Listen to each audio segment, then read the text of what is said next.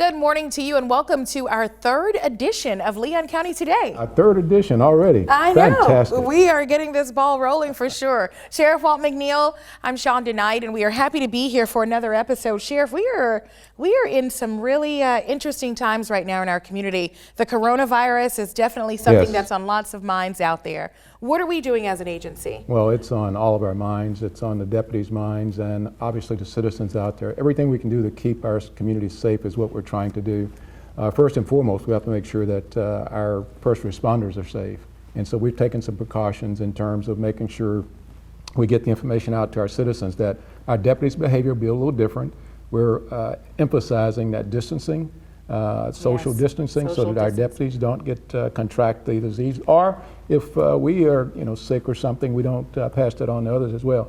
We've changed our hours. We suspended the hours of people coming into our office there at the sheriff's office. We also have suspended visitations to our detention facility, making sure that persons coming there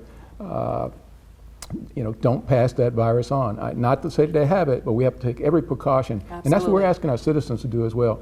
Take those precautions to make sure that the opportunity to pass the virus on isn't there. That's how we keep our community safe. In addition to that, we're limiting the number of employees we have in the office, like we're asking others to do. Absolutely. We're kind of downsizing in the office, and we're doing remote office from your house, basically. We're asking our deputies, we're giving them computers, and all of those who can work from home, we're asking them to do that.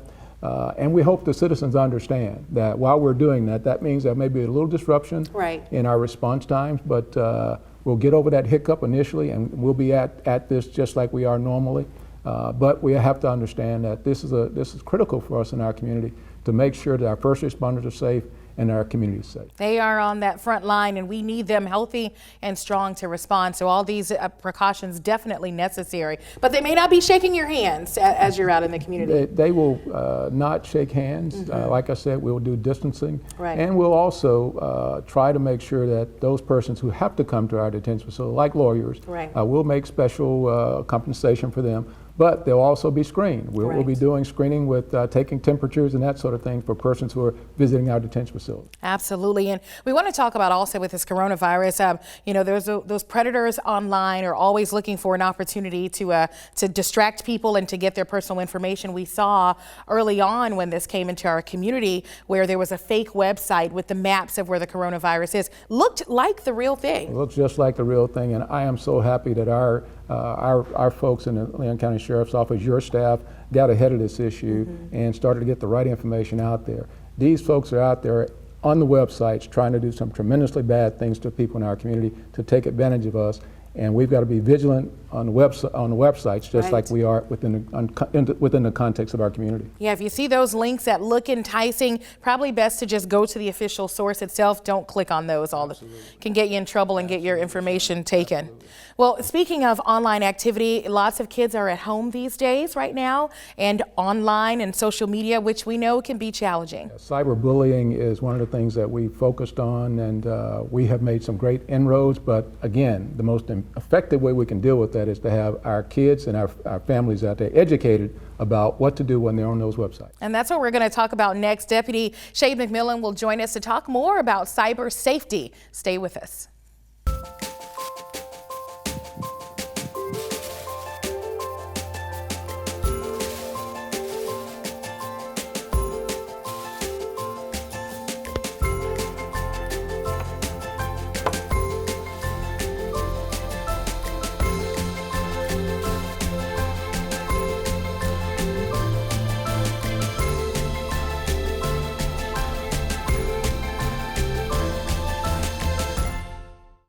A birthday without her mom, an anniversary without her husband, her wedding day without her dad. These are the days when military families miss the ones they've lost most of all. Families never forget, and neither do we.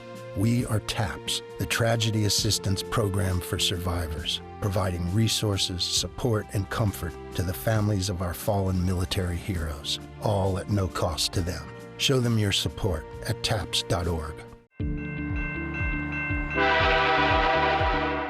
Do you know what to do if you're stuck on the railroad crossing? get out of your vehicle. If a train is not approaching, find the blue and white emergency notification system sign on the traffic signs at the crossing. For help, call the number on the sign and give them the crossing number so they know your location and can alert train traffic. Remember, find the blue and white to save your life. Hey there, this is Deputy Shane McMillian with the Leon County Sheriff's Office with your Crime Tip Tuesday. Today's tips are for being a smart donator. Remember, scams can happen anywhere, anytime, to anyone. Do your research no matter how much you donate. First of all, avoid providing your personal information to organizations you are unfamiliar with. You should always do your research to make sure these organizations are reputable. Stop and think before you provide cash or credit card information to anyone at your door or over the phone or through the mail. Also, research this cause and organization you are considering donating to. Some will have websites or either literature you can look at. Question these solicitors about the organization they represent. Ask for any kind of permits or anything of that nature. Also, always review your financial statements frequently from your banking institution. If it sounds too good to be true, it probably is. Welcome back to Leon County Today with Sheriff Wolf McNeil. Hey, we're ready to go. Ready to go, yes. indeed. And right now with this coronavirus, kids are at home pretty much all day. And we know kids are big on online activity, social media, Yes. and that can spell trouble. So Deputy Shay McMillian is here with us today, our public information officer, but also an expert when it comes to this cyber safety. You do presentations within our community on this, so well versed. Yeah, Shonda, I worked in the schools for about 5 years, and as a result of that, I pretty much got thrusted upon the social media aspect of children, young adults, and just the life that they live this day and age. Children lead a digital life, much more than we ever will, much more than we ever did. Absolutely. Their digital footprint is going to be a lot larger and a lot far-reaching than ours is. And of course, we have general tips for parents and for young adults as they move forward in this digital frontier. So what are some of those tips? One is discover the internet together. The one thing that you need to do with your child is to, just like driving a car, you don't put your child in the car right when they get their driver's license. You to go with them, you teach them how to drive these cars. So the internet is information superhighway. So when you put them in that car to get on that highway, let's get with them and teach them how to actually use the internet properly. Another one is agree on the rules for the internet. Set time limits for this. Set rules for what they're supposed to go look at, what they can look at. I've had parents that have actually drawn up contracts for their children with their with the home computer as well as their cell phone. Of course, the digital frontier is not just that home computer. Right. It is that actual cell phone that these children are using, and kids are having cell phones now at age 11, 12, 6th grade. Even younger. And it has to do with schools and the way technology is moving for them to actually use the internet for educational purposes and whatever the case may be. Know your child's internet usage. Limit that usage. Children need to have a lot of sleep. Yes. I tell parents all the time when I teach that the best thing to do is limit their usage. Take the phone away at the night at a good time. Right. Kids they require more sleep than we do. For them to function properly in their education, that little brain needs to be rested every day. So our bunk bed build. That was one of the big things that I tried to stress is that children that get enough sleep are going to be able to perform better in school on a daily basis. So you just want to limit your child's usage and have, also let them have a social life. Yes. Try to pull them away from these electronic devices. In-person conversations. In person, yes. Let's have children that can actually talk and have a conversation with folks. But more than that, you just want to have a lot of rules for their engagement and their activity online. Shay, the internet is a big deal, and bullying on the internet is a big deal. And these kids have to realize that what they type has an impact. In fact, it gets them in trouble, and it gives access to those persons trying to prey upon. It does, Sheriff. I think the biggest thing with now is we have to encourage respect for others. We have to let our kids understand that there's a lot of ways you can talk to people online, but there's a lot of ways you can hurt people online as well. Words stick. More so now than ever. The old saying, "Sticks and stones may break my bones, words can never hurt me." But these words are typed now. They can be screenshot. They can be saved. And those irresponsible texts and those posts can live forever. So more than anything now, we have to teach our kids to respect each other online as well as in person. Another thing, keep the computer and the laptop in a communal area in the home. A lot of issues with children is that they have computers in their room, they'll shut their door, and unfortunately parents are not sure what they're doing in there. Right. Pull that computer out of the room and put it in the den or an office or something where you can actually see what these kids are looking at on a daily basis, so you can somewhat control and help them navigate this world.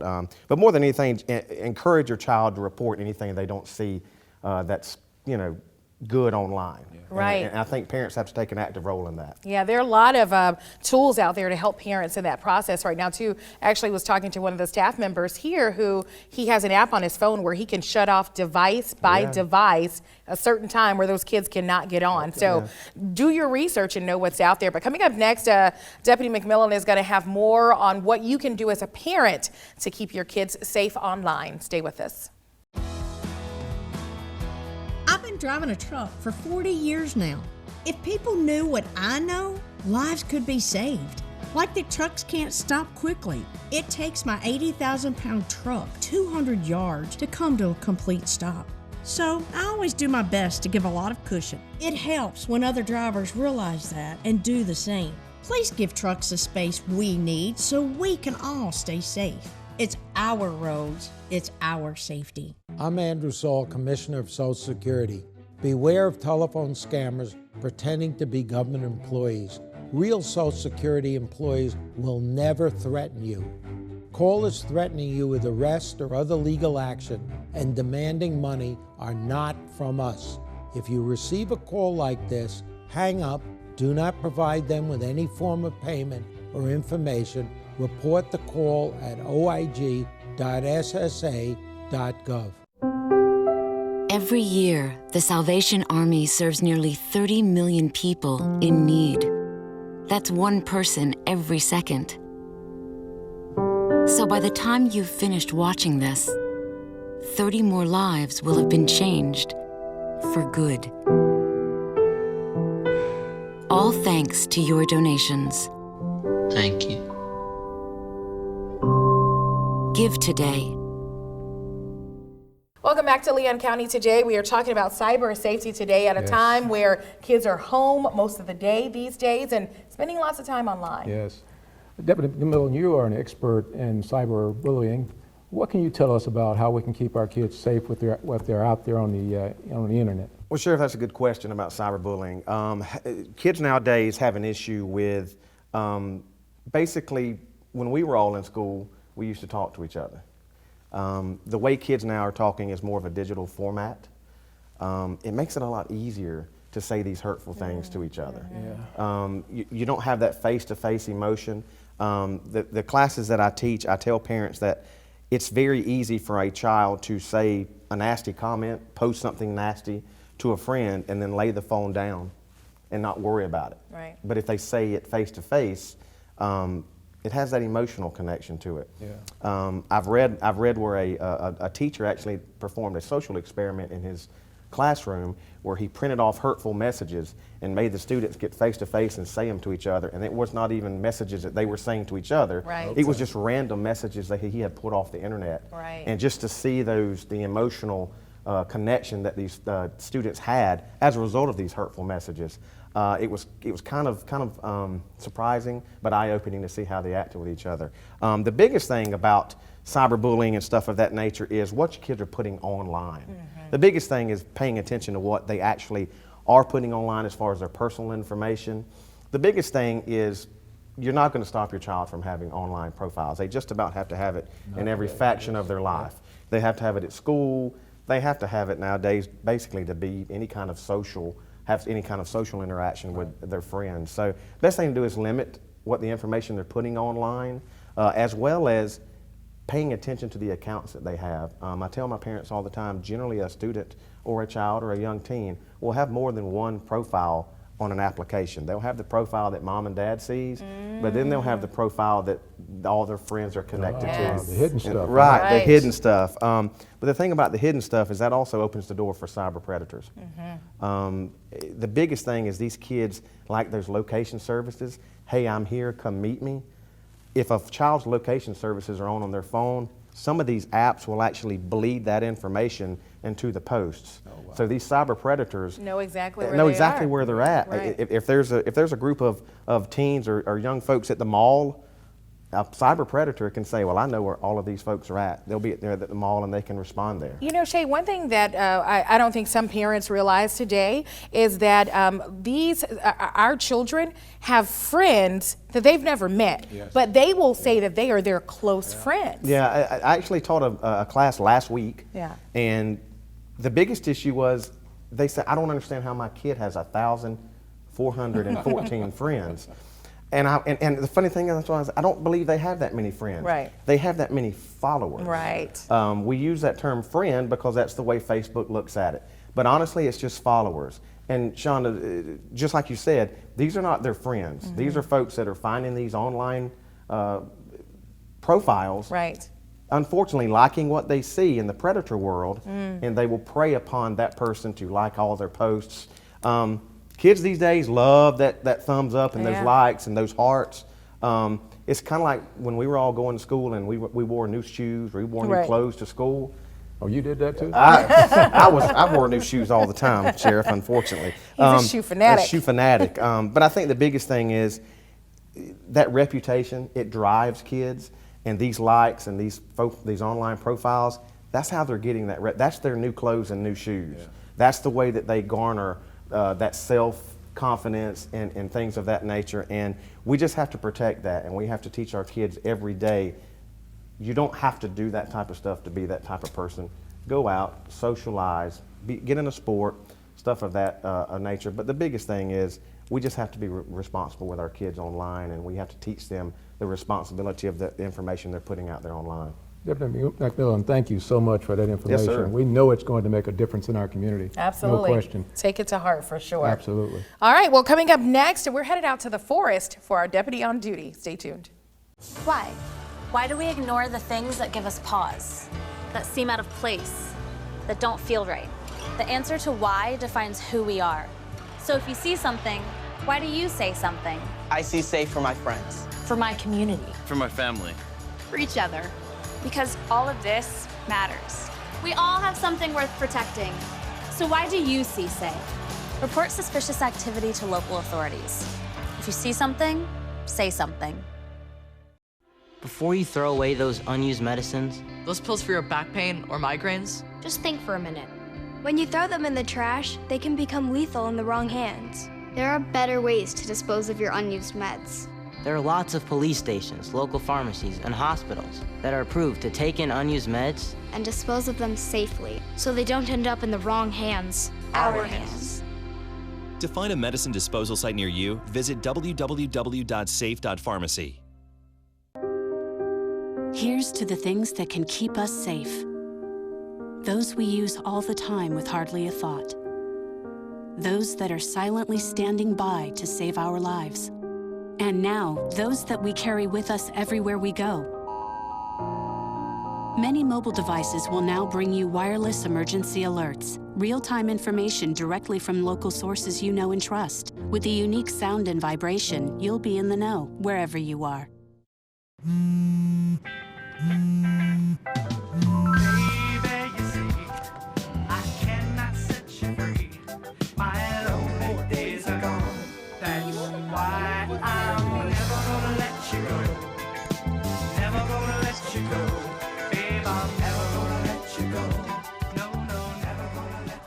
Here you go. Thank you. Thank you.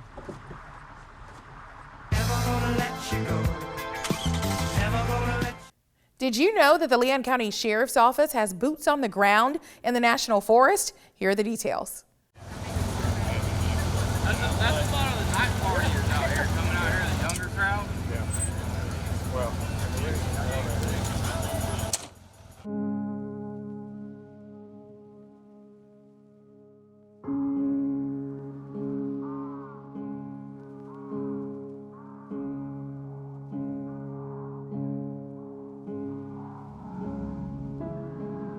We've had a co-op contract agreement with the U.S. Forest Service for over 30 years to provide law enforcement coverage in that portion of the Apalachicola National Forest that lies within the boundaries of Leon County. Calls that we respond to are anything from ATV crashes to hunting accidents to lost or overdue missing persons. We also respond to nuisance alligator and bear complaints out here and investigate illegal trash dumping incidents. Because 90% of my vehicle operation is off-road, my primary patrol vehicle is a Ford F-250 3/4-ton four-wheel drive. It has a 15,000-pound winch on the front of it because no recovery agencies will come out here to do an off-road recovery, so I have to be able to be self-sufficient, and if I happen to get stuck, be able to get myself out. Also, I have an ATV. It's a Polaris Razor 900, and that's so that I'm able to patrol the OHV trail system of 117 plus miles, and also to respond to other remote areas in the forest where assistance is needed. Well, some of the unique things that we encounter a lot out here are things such as stolen cars. They are disposed of out here, and usually they're put on fire, and the way that we discover them is through forest fires.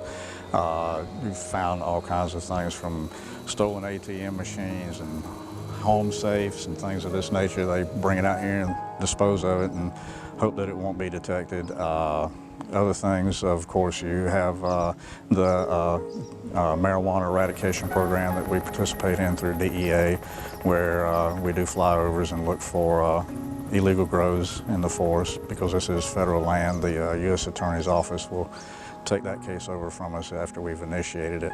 And in recent years, there's been an increase in portable meth labs out here.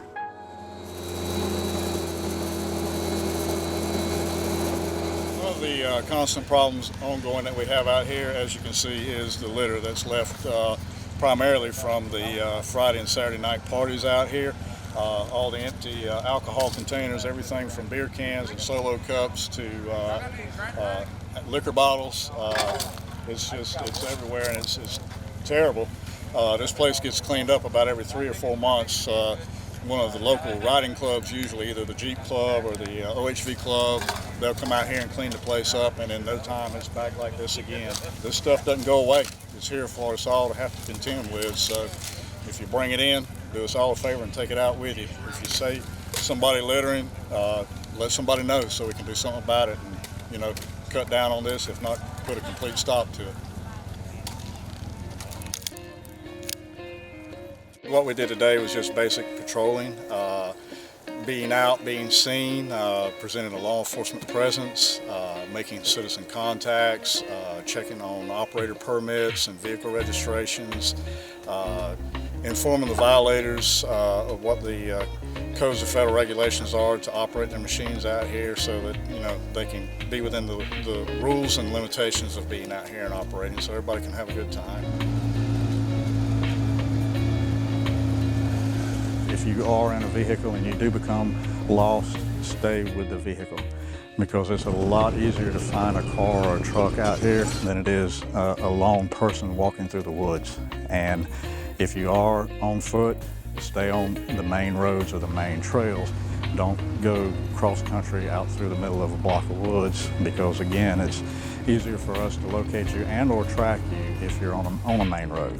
But just primarily things like that, just come prepared and have a contingency plan should the worst occur.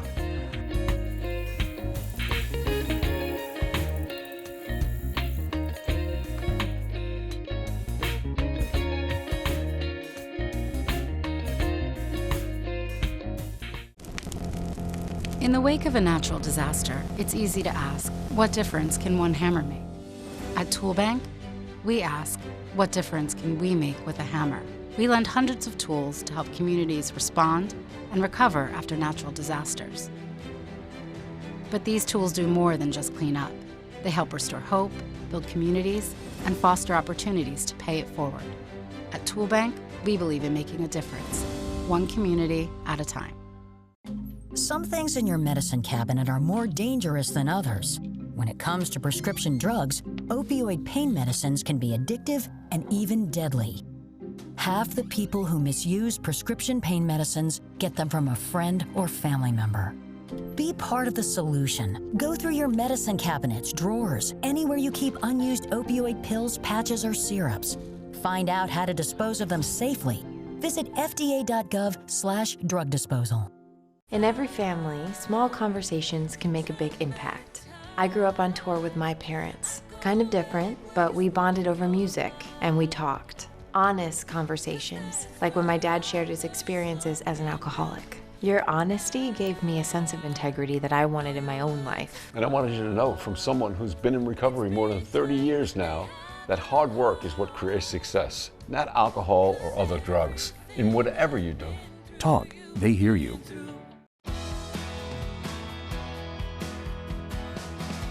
I drive 65,000 miles each year in my bus.